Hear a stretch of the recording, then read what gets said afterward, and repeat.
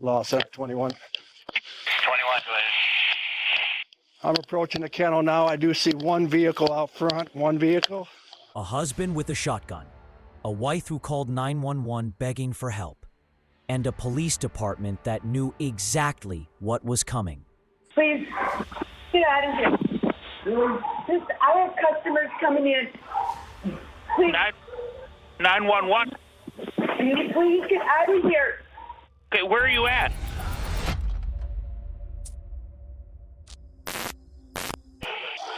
I don't like this. How far out is my assistance? October 8, 2022, 7:39 a.m. What started as a desperate 911 call would expose the most preventable murder in Iowa's history. But the real villain wasn't just the man with the gun. Hello? Angie? Angie? I don't know what we got here. They said possible shots fired. Law Center 21, we are going to enter the building. Angela Pritchard, 55, lay face down in a pool of blood. Close-range shotgun blast to the chest. Her killer had vanished, leaving a trail of blood drops leading to the exit. Security cameras captured everything. At 7:41 a.m., just minutes after the gunshot, Chris Pritchard casually strolled away from the scene like he was taking a morning walk. No panic, no remorse.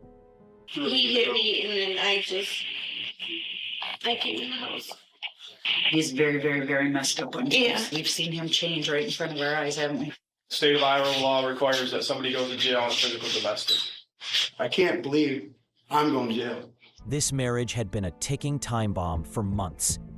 Chris, unemployed after stealing $36,000, addicted to stimulants, facing felony charges, had become Angela's stalker. You have no idea what I go through every single day with him. No idea. It's been getting worse, and it's been getting worse. I don't want him anywhere near me. Hidden cameras throughout their house, GPS tracking devices on her car. Chris had turned their home into a surveillance prison, monitoring Angela's every move like a predator. My job is to protect you at all costs. Because right now, I can guarantee he's not thinking straight. No, not at all. That's my biggest fear. That's my department's biggest fear is he's going to try to hurt you. 7 days before Angela's murder, police knew exactly what Chris was capable of. They had the warnings, the evidence, the legal power to stop him. So why didn't they? Law Center, make sure you get an hour warning out for a suspect. The manhunt begins. 6 law enforcement agencies mobilized. But Chris had a head start and knew exactly where to hide. I see you guys are looking for Chris Pritchard. Yes. His truck is in our garage. The breakthrough came from Chris's friends. He'd been using their property as his staging ground, spending the night before preparing his weapons and escape route. Clear in here, Jim. Inside the truck, a handwritten note, going to try to kill a couple of coyotes. Chris claimed he was hunting animals, but he was hunting his wife. You guys know Chris Pritchard, don't you? Yeah, I haven't seen him though today. I'll let you know if I see anything or hear anything. For 12 hours, Chris remained a ghost. Officers warned everyone that he was armed and extremely dangerous. What's wrong with you guys? Christ, I was sleeping. At 8:15 p.m., Chris knocked on cattle farmer Jeff Junk's door, still carrying the murder weapon. When Jeff asked about the shooting, Chris responded, "Oh yeah, how's she doing?" Zero reaction when told Angela was dead. He spent hours drinking beer and making small talk like nothing happened. Looks like he's got a cut to his left thumb. The cut perfectly matched the blood trail at the crime scene. Physical evidence linking him directly to the murder. She said, you got to leave now or I'm going to call the police. Well, I said, I just want to talk. And she shoved me. And I hit the cabinet. The gun, I don't know what the gun hit, but it went off. And it looked like it hit her in the arm. How would you die from that? Chris told 3 different accident stories. But forensics revealed the gunshot's downward trajectory. He was definitely holding the weapon above Angela when he fired.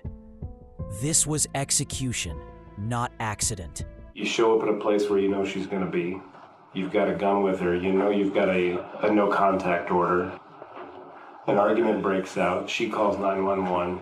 She winds up dead. This wasn't just some accident. I would have loved to have stuck around with Angie and her temper. I thought maybe it didn't even really hit her that bad because she was yelling at me like she wasn't even hurt. Another lie. In the 911 call, Angela goes completely silent after being shot. On new information tonight, a man out of Bellevue has been charged with first-degree murder in the death of his wife. After admitting to law enforcement, he shot her and later left the scene. February 2024. After 4 days of testimony, Chris received life without parole. Justice for Angela. But her family wasn't done fighting. In April 2024, Angela's family sued the Bellevue Police Department. The evidence was damning. Chris had violated no contact orders repeatedly. He had an outstanding arrest warrant for 9 days before the murder that was never executed. Officers admitted they were close acquaintances with Chris and received discounted services at Angela's kennel. My job is to protect you at all costs. Chief Dennis Schroeder made this promise to Angela 7 days before her murder. Then he personally failed to execute Chris's arrest warrant. The man who promised to protect her chose to protect her killer instead. Officers Ryan Claw and Shelby Mutzel initially claimed they'd never been customers at Angela's kennel. But receipts proved they were regular customers who received discounts from the woman they failed to protect. Federal Judge C.J. Williams dismissed both lawsuits. His reasoning was mind-bending. Maybe arresting Chris previously made him angrier, causing him to murder Angela. By that logic, no domestic abuser should ever be arrested because it might make them more violent. Please, get out of here. Today, Chris Pritchard sits in Iowa State Penitentiary, serving life without parole. The Mississippi Ridge Kennels reopened under new ownership, but Angela's final 911 call raises a haunting question. How many other women are begging for help while the people sworn to protect them look the other way? The system failed Angela Pritchard completely. Police knew the danger.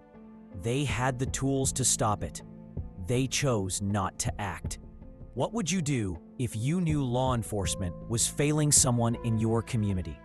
Let me know in the comments below.